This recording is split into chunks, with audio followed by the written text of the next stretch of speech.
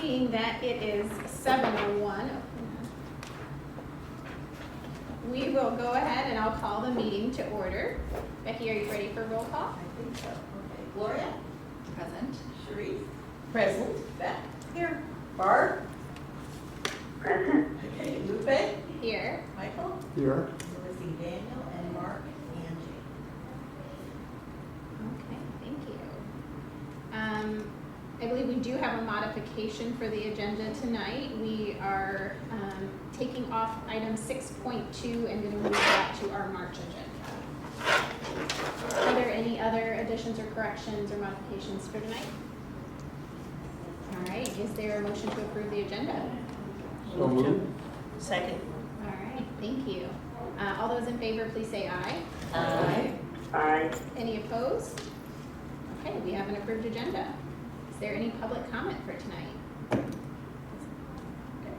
All right, we will move right on then for our presentation, 6.1, opportunity for solar electric subscription. We have Mr. Scott Tess from the City of Urbana Sustainability and Resilience Office. Hi, good to be with you. Again, my name is Scott Tess. I'm the Sustainability and Resilience Officer for the City of Urbana.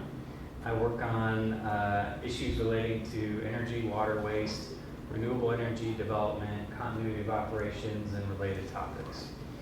One of the things that I do for the city is arrange for retail supply of gas and electricity, natural gas and electricity for city facilities.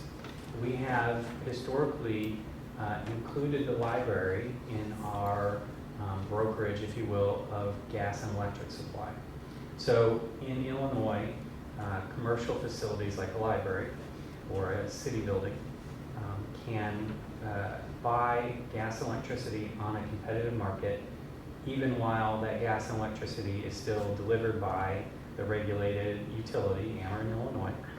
And the bill, you will still get an Ameren, Illinois power bill, but you can competitively select your gas and electricity supply. So we do that. We do that to reduce costs, but also to have price stability and price predictability. So when there's a spike in gas prices or electricity prices, we're typically locked into something that is going to keep that stable over a number of years. So we've been doing that for years. What's new is a couple of years ago, the state of Illinois created a framework for community solar. And community solar is an arrangement where a private operator builds a solar farm somewhere out there in the countryside, and they sell subscriptions to the electricity that it produces to homes and businesses in town or wherever they may be. So you're not, a subscriber is not physically connected. They don't have a wire going all the way from the solar farm to their home or business, but they are paying that producer of electricity to put those electrons on the grid for them, so to speak. It's technically a little more complicated than that. It's technically a credit. That's getting into the details a little bit more than we need to. But this is a new thing that's going on. Maybe you've gotten mailers from providers of community solar arrays in your mailbox. We were an early adopter in Urbana of soliciting the development of a community solar array on the city's closed landfill. So the city owns and maintains a closed landfill that is within the city limits.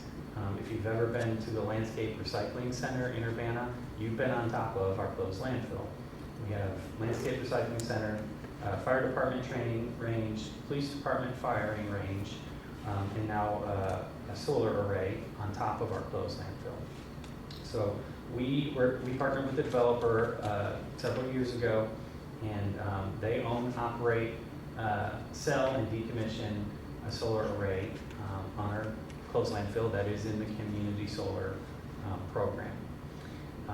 The city building took advantage of an opportunity in the law that allows a single large commercial facility to be what they call an anchor tenant on that project, on that community solar array. And an anchor tenant can buy up to, I think it's 40%, 20, 20%, some percentage, I can't remember off the top of my head, some percentage of the total amount of that solar array. So that gives some, some revenue stability for the developers. They know that right off the bat, they're gonna, they can arrange for one contract at least that'll go the whole term, and it's typically a 15-year term that they're planning for of their project. The rest of the production of a community solar array is sold off to individual homes and businesses. So that's a lot of contracts selling very small amounts of electricity compared to one commercial facility. Our community solar array is, let me back up. There are two types of community solar arrays in the Illinois framework. One is a market rate, and so that's someone who's selling community solar subscriptions, electricity essentially, and trying to offer a lower price than their competitors. Another is a low-income qualified community solar array. The low-income qualified community solar arrays have to sell their electricity at 50% cost of electricity, so a 50% discount as compared to the Ameren published rate. By Ameren published rate, I mean technically you'll see it on your power bill as BGS, Basic Generation Service. It's the default electricity supply if no other supply choice is chosen for residential electricity. So to make that happen, the state provides extra incentives to low-income community solar developers so that they can actually afford to build the project, own, operate it, decommission it, while also selling the electricity at 50% savings. So that is our solar array on our closed landfill. What's really nice about this arrangement is the anchor tenant also enjoys that 50% cost of electricity.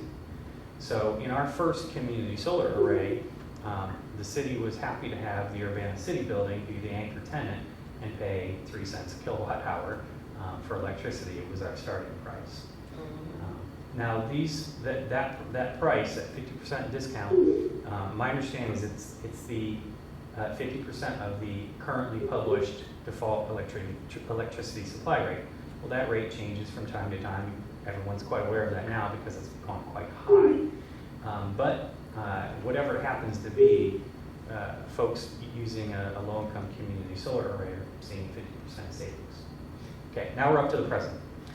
The city still has a balance of land on our closed landfill, and we have published a request for qualifications and selected a vendor to build yet another solar array on our closed landfill. The developer is going to apply for incentives for a low-income community solar array again. There's no guarantee that they will win that particular incentive. If they don't win that particular incentive, they will apply for some other incentive. It could be a market rate community solar array. It could be a brownfield community or a brownfield solar development. It could be a number of different incentive programs that the state offers. I'm optimistic that we will again be awarded a low-income community solar array. And that means we have another opportunity to work with our developer and identify an anchor tenant. If it's a low-income community solar incentive that we win, that anchor tenant will enjoy 50% cost of electricity on a 15-year contract. And I looked just generally at the total electricity consumption of this building here, and whatever that max percentage was that the anchor tenant can use, it amounts to something like 40% of the electricity that this building uses in a year. So that's a really good deal, and also a nice price hedge. You're not committing the whole, everything of your consumption, but a big chunk at a fixed long-term agreement. So where we stand now is our development with our selected installer, selected developer, has gotten zoning approval. Well, first they've executed a lease option agreement. They have the option to convert that short-term lease option for the land on our landfill into a long-term lease. They've got a zoning approvals through the city. They've applied for an interconnection study with Ameren. That means Ameren studies, what the surrounding infrastructure improvements need to be to handle this new electricity generating asset. and they've also applied for incentives with the state. So that's where we stand now. They're waiting to hear back from Ameren. That basically plays into the cost of their development, and they're waiting to hear back from the state's incentive program. Once they are awarded an incentive, a low-income community solar or otherwise, they'll come back to the city and convert the lease option to a permanent lease or long-term lease, which will probably be a 15-year lease with options to renew. The incentives tend to be for 15 years, and so that's the time horizon they plan for. So if this is of interest to the library, what we would do is continue to communicate with the developer and let them know that this board meets once a month. If they can work on that time frame, it would be nice to have a contract with lots of time for it to be executed, and this board can consider that when we get to that point where they're ready to sign up an anchor tenant for that solar array. I can tell you that otherwise, when we do a electric supply, retail electric supply brokering, they give us, there's a market moving event in the electricity and gas markets at 11 a.m., they tell me. And so they give us a price after 11 a.m., which we have to execute by 6 p.m. Because otherwise it's the next day and there's a new price because it's a market. So that it impinges on our ability to act. What we do at the city is we simply have the mayor ready, knowing that we're going to have a contract coming in, and she can execute that really quick. So that's also an option, as we've always provided the contracting for gas and electric supply for the library. Let me pause there and take any questions you may have. So let's say, boy, this is really good, and sign us up. And so we contract for this building. And then one of our fine Urbana citizens wins the lottery and says, I'm going to take my gazillion dollars and I'm going to build a beautiful new extension to your building. So are we then limited? Do we have to then renegotiate a contract for a larger size square foot building with it's going to take more electricity? Or do we simply say, oh, well, we just have this little add-on? So what would happen contractually in that case? Yeah, so if you expanded the building, you're taking your existing electricity consumption and you're increasing it. So you can just keep on buying that electricity that you're already signed up for with the community solar. And instead of it providing 40% of the one building, it's providing 20% of the two buildings total, right? You can actually go and sign up for other community solar subscriptions. I don't know if anyone's asked, I don't know if the state statute actually says whether the same building can be an anchor tenant on multiple. I did have a different community solar developer call me and ask me if I had any anchor tenant buildings in mind, and I said, yeah, let's give me a proposal, let's talk more. I haven't heard back, but that's also a possibility. You can also add solar to your own property, and now you just have solar coming in directly to the meter, plus you're buying solar on the subscription, so that's an option too. So it doesn't affect that ability to act. That was my next question, is adding solar to the business. Mm-hmm. Thank you. In case the really low rate doesn't come through, how does the rate compare with other sources of electricity? Tell me more about what you... Well, there's a possibility of getting locked in at half the Ameren rate, which would be fantastic. The whole idea is fantastic anyway, because it's the right thing to do. I'm just curious before we commit, that in case that incentive program doesn't work out, Okay. is it then fall back to approximately the Ameren rate, or where's Sure. it at? So if our project doesn't win a low-income community solar incentive, the next incentive that the developer would likely apply for would be the market rate community solar incentive. That's still a state subsidy coming in to develop these projects, to drive them towards project viability. What I see in the advertisements is either a 10 or 20% savings offer. So in the same vein that the low-income community solar are by state statute required to be 50% cost of electricity, the market rate ones are basically have an advertising, they're running a special where they're just gonna give you a 10% cheaper than whatever the going Ameren rate is, as just a way to give you a sense of what you're gonna save. Could- So that would be the next opportunity, would be an anchor tenant on a market rate, less savings, but you know, guaranteed less than the price to compare is a pretty good deal. I mean, the whole thing sounds like fundamentally a good idea, even if it ended up being at market rate. I just want to make sure we don't get locked in at something noticeably above market Right. rate. Now, from time to time, one may be able to get into a retail electric supply contract that is 12% below what the price to compare might be at that particular time. But when you're talking about a 15-year contract, it's hard to beat the market by 12% for 15 Right, years right, on right. end. Right. So, I wanted to understand the difference between, there's a market rate and then there's a fixed rate, right? Is that, market rate and low income qualified rate. okay, so could you explain that Sure. to me a little better? Sure. So on the one hand, there is the low-income community solar, so low-income qualified. Those households that subscribe to that have to meet low-income qualifications. So it's a way to get low-income households. Is that like light heat? Exactly, very similar to that. Okay. Similar to that. Mhm. So it gets more households access to the opportunity to have a community solar subscription. The other type is market rate community solar. Those developers, they're going to get a development incentive to build the project and sell community solar subscriptions. They can sell them for whatever price they want. What I see them all doing is offering these long-term fixed contracts for 10 or 20% less than the Ameren price to compare. Okay.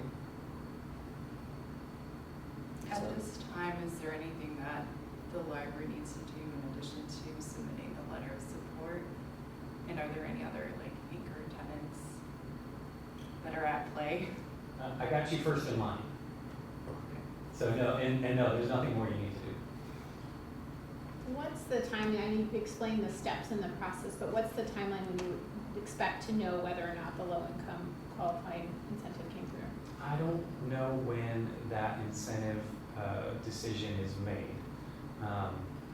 It's probably going to be the second quarter of this year because the developer was talking about an energization date or when the system goes live as mid-2024. And for this type of development, that's pretty near term. So I'm guessing that the incentive decision comes pretty quickly. Now, the market rate, that can change from day to day though, right? So in the past, the Ameren pricing was reset once a year.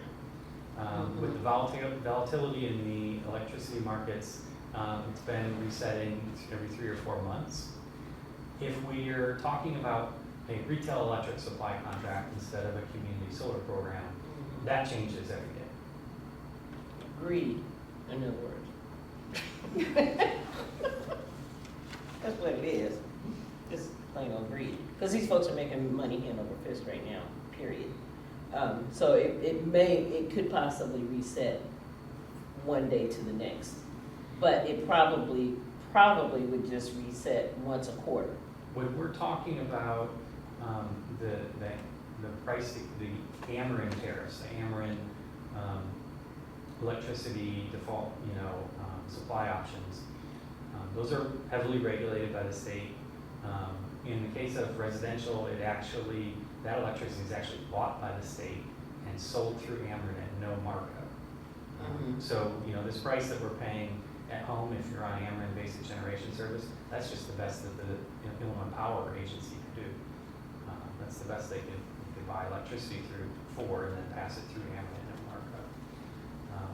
So that price that's probably never going to get to the point where it changes day to day. Okay. Because what the state's doing is they're buying, every once in a while, they're buying big blocks of power over a period of time. So they're buying electricity ahead of time. Okay. No, it's just, I live in California when they had the rolling blackouts and they were lying. So I'm always of the thought that you're lying. Not you, but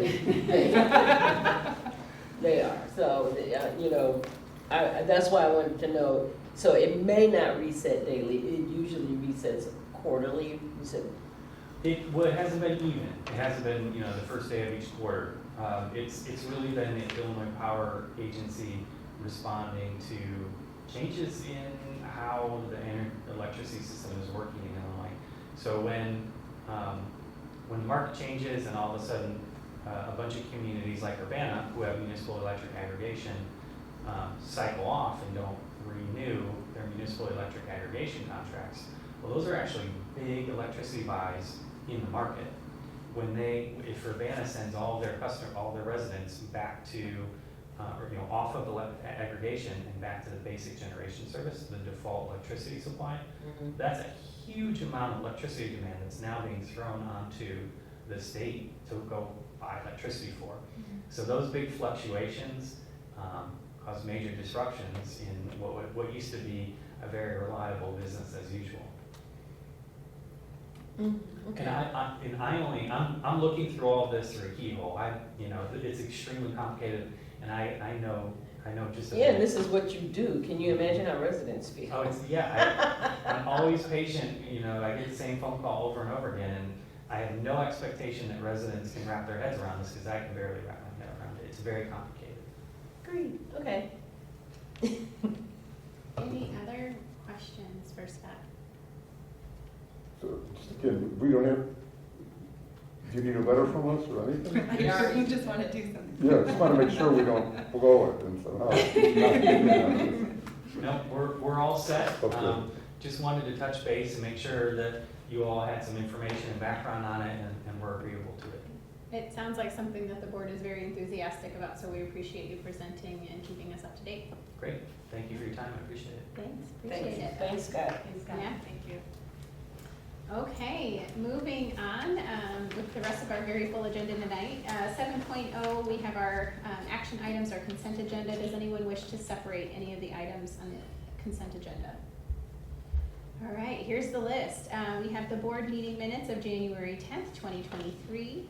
Payroll, January 13th, 23, total $111,270.23. January 27th, payroll $110,352.65. Payroll for January 27B, sorry, we have an A and a B, totaling $631.21. Payroll for February 10th, 2023, $111,592.19. Bills for January 13th, 2023, $7,013.83. Bills for January 19th, 2023, totaling $20,909.08. Bills for January 27th, 2023, totaling $18,085.15. Bills for February 2nd, 2023, totaling $25,295.97. And bills for February 9th, 2023, totaling $9,191.47. Is there a motion to approve the consent agenda? So moved. Thank you, Beth. Second. Thank you, Sharice. All those in favor, please say aye. Aye. Any opposed? All right, we have an approved consent agenda. Thank you. For our individual action items, starting with 8.1, Resolution 2023-01, to approve standard form of agreement between owner and architect and service order 2023-01 with Ingberg Anderson, Inc. Sloss, is there anything to update us on this? Or This is the agreement, we worked through the attorneys and their attorneys, and we are happy with it. excellent. Okay. Is there a motion to approve? I move Thank you. to approve. Is there a second?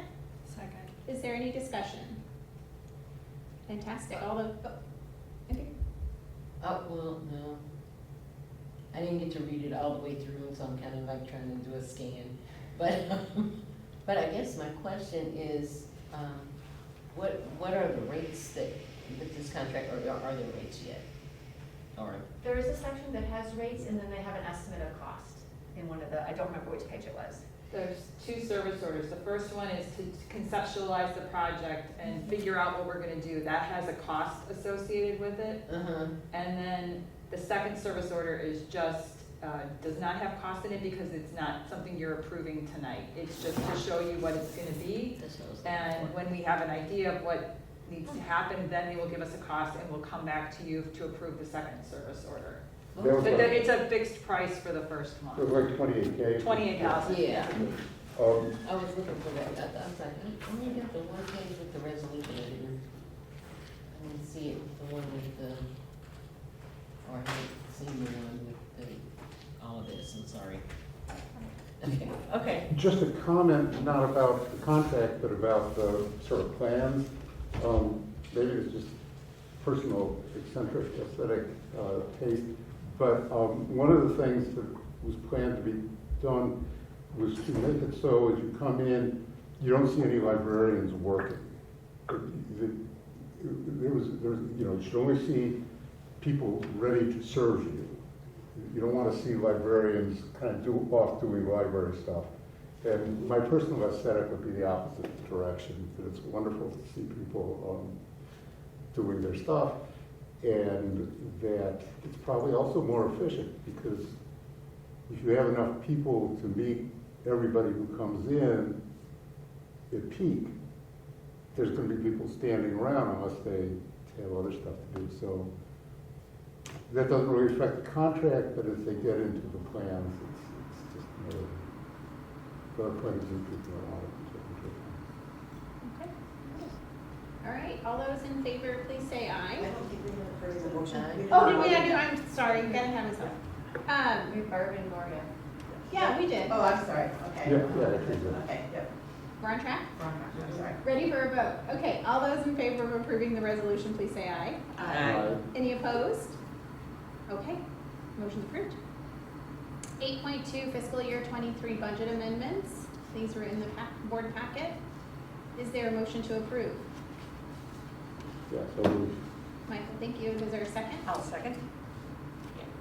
Any discussion? All those in favor, please say aye. Aye. Any opposed, same sign? Thank you, that's approved. 8.3, circulation interlibrary loan policy. Is there a motion to approve? Move to approve. Thanks, Sharice. Second? second. Michael? Any discussion on this one?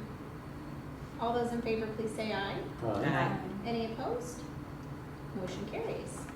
8.4, the emergency closings policy. Is there a motion to approve? So, Thank you, Gloria. Second? Absolutely. Thank you, Barb. Any discussion? All those in favor, please say aye. Aye. Any opposed? Motion carries. 8.5, Champaign Public Library invoice for $43,120.92. Is there a motion to approve? So moved. Thank you, Beth. Second? second. Thank you, Gloria. Second. Is there any discussion?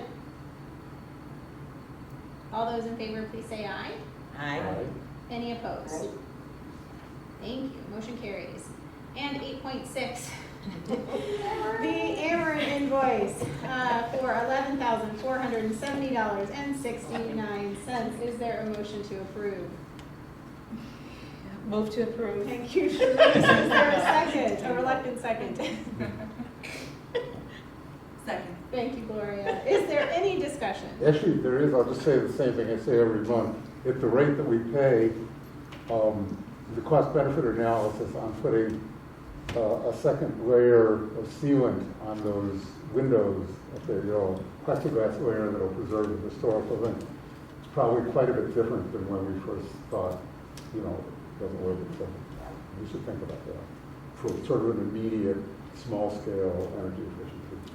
I was gonna also say, because I usually don't like really look at the bill, but I'm looking at 14.49 cents per kilowatt hour is what we're being charged for. Is If that's what it says, that's what we're paying. so my question is, because there are other electrical suppliers, electric suppliers that might do something at a lower rate. Can we study that and find out I've been in contact with Scott Tuss a lot over the last. Okay, I'm sure you have. And it's my understanding that the library has been in the past rolled into the city's aggregation, and we are rolled into it again, and that hopefully this month we will see a institution of a much better kilowatt hour supply rate. I am not gonna say what it is because I have not seen it on the bill yet. I'm gonna wait till I see it, till I believe it, but I'm very hopeful that next month we'll see a significant decrease in that supply cost. Okay, because, I mean, I understand, I believe our house is on the same aggregate thing, but I'm going to be looking into a lower rate. You know, my mom's on a fixed income, Yeah, so. no, it's, as you can see from the budget amendment, Mhm. our utilities budget is just gone. So you're having to scramble a little bit. So Right. yes, we are very interested as well. And I also, Scott has said that they are renegotiating the gas supply rate, and we will be folded into that. So hopefully we'll be getting some relief on both supply ends of things. Mhm. So I'm very hopeful And that I we just- will not be getting an Amber bill next month. I just want to say thank you to Dawn for having those crucial conversations. Yes, thank you. And standing up for the library, so. I think I might have whooped when he said the first thing about, do you want to be an anchor tenant? Yes, please. We were all ready to sign. I know. Exactly, so it's Can I ask, really like, exciting, and the fact that it's gonna happen in, just like a year and a half that's not that bad. So Yeah. it's really exciting. I have like a comprehension check question. So for example, if we were already under that anchor tenant situation and 40% of our electricity was 50%, then this bill, for example, would be around $9,000. Is that correct? Yes. I'm Is a that how- librarian because mental math is not. Yeah, no, that's okay. I'm using Google. So that's not very. But I'm just trying to like make sure I understand. 40%, which is like 20%, Right, like yeah. compatible, Right, okay. so, okay. yeah. And there's also a lot of different things that go into that bill too. I mean, this has been a real education. There's the supply rate, and then there's other things all folded into it. So the supply rate that we're paying is one significant portion of the bill, but there's a whole bunch of other The stuff in distribution, it. the distribution delivery charge. Delivery charge, and then the gas charge, and then the gas delivery charge, and, Mhm. all the It's fees and. Off the kind of, off, as we would say, off the chain. This is Yeah. ridiculous. Well, and just as a point of fact too, our utilization is actually down compared to last year. Yeah. So- It's a milder winter. It's just So mind-boggling. when you think about, the future and the trends, it's. We're doing a bunch of different things throughout the building. Mike's looking at set points. We've got the LED lights. When things come on and turn off, we're trying a bunch of different things to incrementally improve our usage. That might be something nice to hear from Mike, just a quick summary to the Oh, board. What? In case you were interested, I wrote it down. Things we're already doing, LED bulbs throughout the building, the aggregation agreements through the city for electric and gas. We're gonna be replacing that 1975 air handler during fiscal '24, which will be more efficient than what we have now. There was an energy audit done through Ameren, which that was 2017 or 2019, and Mike is revisiting and having conversations again to see, again, they can look at where we're, times of day that we're spiking and things that might be adjusted to help with that. Most of the building lights are off overnight. That was not the case in the past. And he's scheduling HVAC to turn off right after close and come on right before we open. Just, instead of, and just seeing how the building reacts. He's trying to do it incrementally because you can adjust too far and then suddenly everyone's really uncomfortable. So just seeing how the building reacts to these incremental changes. But we figure every little bit will help. It really does, yeah. I think, having a strategic plan that includes lots of different things is certainly a healthy approach. So thank you for having that proposal. You're welcome. Fantastic. Okay. No, I think that was our discussion session, so I think we're ready for a vote. So all those in favor of approving the Ameren invoice, please say aye. Aye. Any opposed? I corrected me. Thank you, everyone. Okay, we are on to section 9.0. I'm gonna move over here and switch gears. And I promise to keep this brief, but we had discussed bringing just some very small, bite-sized discussion topics to the group. Daniel's gonna be kind of leading this, so as I dive in, if anybody wants to think about presenting another topic for us next month, please feel free to reach out to me or Daniel, and we would be happy to have a volunteer for March. But the topic I wanted to talk about was really just a thought experiment in how we look at plugged in versus being unplugged. So when we think about libraries being plugged in, we certainly do a fantastic job of uniting our community with access to technology, whether it's the computer workstations, access to high-speed internet, lending laptops, Chromebooks, and tablets for patron use, printing service, providing technology assistance and training, or our mobile hotspot lending. So we've done a good job at bringing lots of technology to our community and to our patrons. But the thought experiment is more in unplugging. So this was a topic that was on the ALA Institute's website, Libraries of the Future, just as a trending topic, something to think about. And, you know, this may be yet another role for libraries to play. We live certainly in a world where information and technology are ever present. We have news and media and email and our social networks all at our fingertips all of the time. And individuals and even organizations may have some trouble focusing on what's most important. I speak from very personal experience here. So there are opportunities and maybe even more important specific places where we can think about being able to unplug, which can be an opportunity that is essential to our well-being. Some of you guys, well, most of you probably know this, I have a background in cognitive science, so cognitive overload is a fun topic to just kind of consider. We are completely inundated with information all of the time, and cognitive overload is this concept that we can reach a threshold where there is too much information, and we can really get into this information paralysis, where we can no longer process information, nor can we act on what's being heard or presented. So some things to think about in this topic of how this is developing, not just in the library world, but kind of all around us. There's been an increase in popularity of these device-free zones, or digital detoxes from a programmatic standpoint. There are unplugged challenges, which you can find, particularly in social media.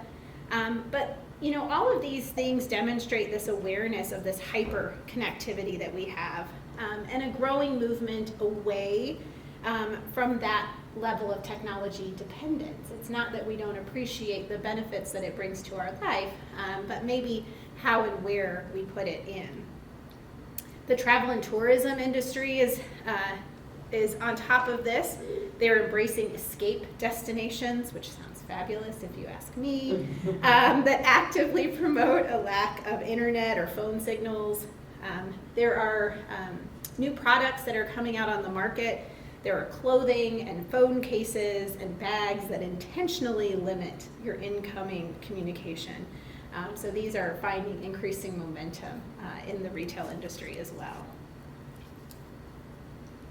So just some ideas that I found, just kind of what's going on around, and there's lots of these different ideas.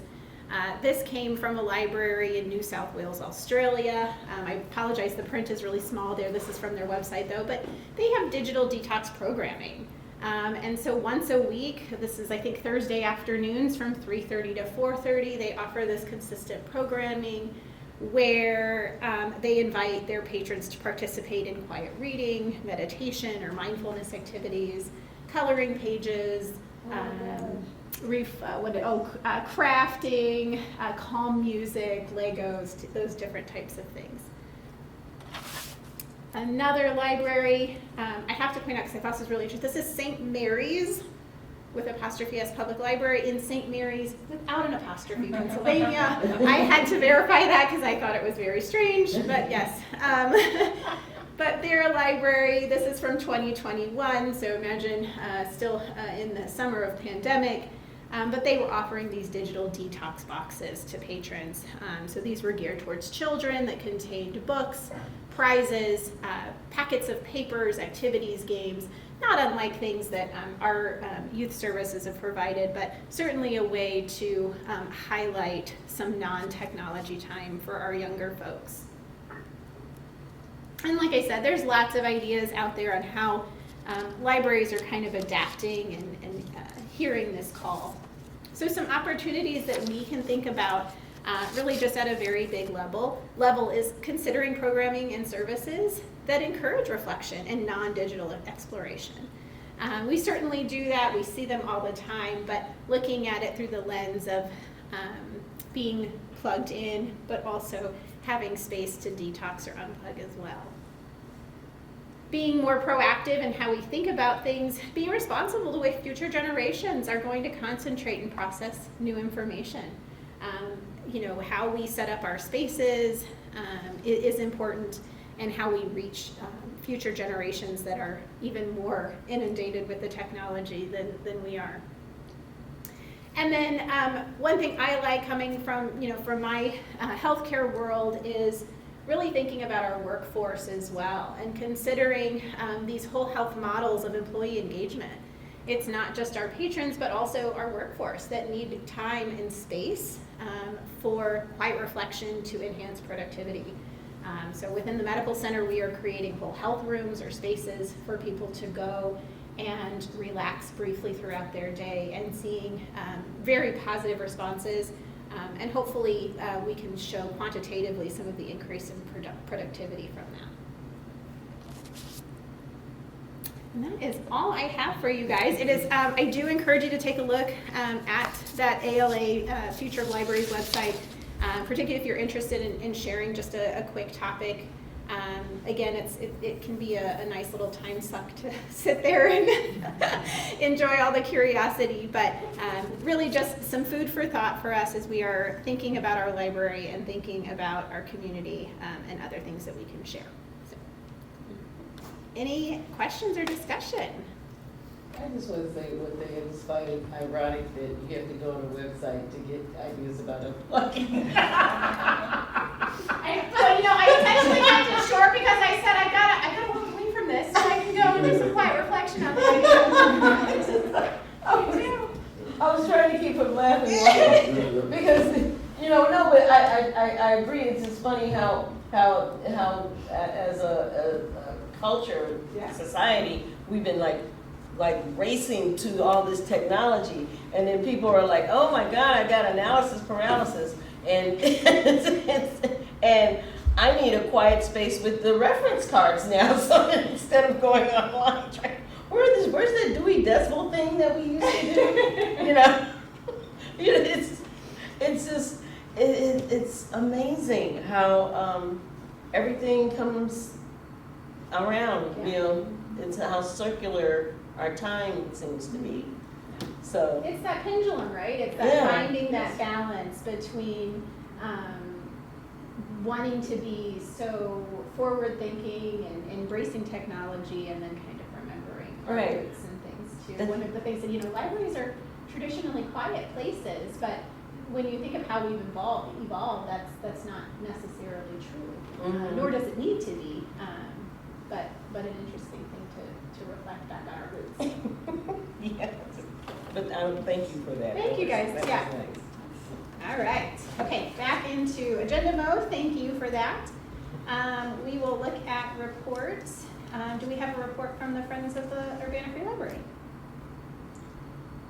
Not at this time. Thank you, I Barb. have a quick, this is breaking news, actually. The Friends have decided to reschedule their March book sale into June because they don't have a lot of donations to sell right now. So they're gonna push it back a couple, but this is breaking news yesterday and today. Okay. Okay, so we will look forward to the Thank next you. one in June. Okay. Do we have a report from the foundation? Just a few items, courtesy of Houston. The foundation has raised almost $78,000 as of January 13th, with nearly 6,000 of that being designated toward the circulation area improvement project. Second is representatives from QC Bank attended the foundation's January meeting to update the foundation board on the organization's investment portfolio. And the final item is the foundation board approved a budget amendment for additional funds to complete the purchase of new furniture in the children's area. This furniture will accompany the new shelving, which is there now, right? Yeah. I want to check it out. The result of last year's children's area fundraising campaign. Very exciting, thank you. And John, do we have an update from IHLS? There was nothing. All right, moving on to the administrative report. Celeste, any additions? Nope. Okay. I don't see any board or committee reports tonight. I have nothing additional to report. You're welcome. Do we have any unfinished business tonight? Any new business? Okay, team, we are ready to move into closed session, so I'm going to need a motion, and we have to read out all of these items. So, do I have any volunteers?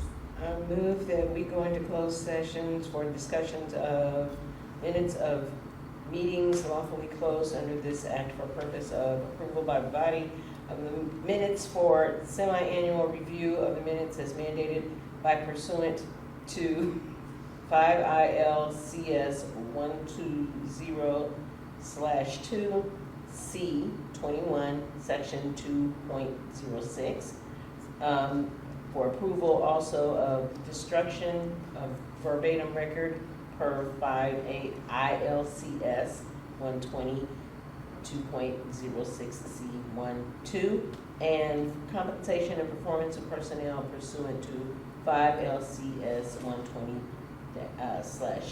/2 C1. Thank you, Sharice. Is there a second? Second. Thank you, Beth. Any discussion? Okay, all those in favor of going into closed session, please say aye. Oh, roll call vote. Oh, it's roll call. Yeah, it is. Thank you. Gloria? Yes. Sharice? Yes. Beth? Yes. Lupe? Yes. Barb? Yes. Okay. Michael? Yes. Jane? No, Jane's not on. Oh, she's not on tonight. Okay, that is approved. 8:50? It is, yeah. 7:50? 7:50? Oh, wow. Thank you. Okay, good. And we're gonna move to the other room. So we are going to do roll call to get us back into open session. Gloria? Present. Sharice? Here. Beth? Here. Barb? Here. Lupe? Still here. Okay, Michael? Here. Okay. Okay. We are moving on to action item 17.1. This is for approval of the closed session minutes for August 9th, 2022 and September 13th, 2022. Is there a motion to approve the closed minutes? So moved. Second. Okay, I've got Beth and Sharice, thank you. Is there any, do we have any discussion? No, we have discussion. All those in favor, please say aye. Aye. Any Aye. opposed? Approved. 17.2, this is a vote to open the closed session minutes for August 9th, 2022. Is there a motion to open those So minutes? moved. Thank you, Barb. Second. Thank you, Gloria. All those in favor, please say aye. Aye. Any Aye. opposed? Motion carries. Thank you. 17.3, this is the approval of the destruction of the verbatim record per 5 ILCS 120/2.06 C12. This is for August 10th, 2021. Is there a motion to approve? Move to approve. Thank you, Sherry. Second? Second. Thank you, Michael. All those in favor, please say aye. Aye. Any Aye. opposed? Motion carries. Thank you, everyone. That moves us to 18.0 adjournment. Is there a motion to adjourn? Motion to adjourn. Thank you, Sharice. Is there a second? Second. Thank you, Gloria. Good night, everybody. Thank you very much. Good night, thank you. Thank you. Yes.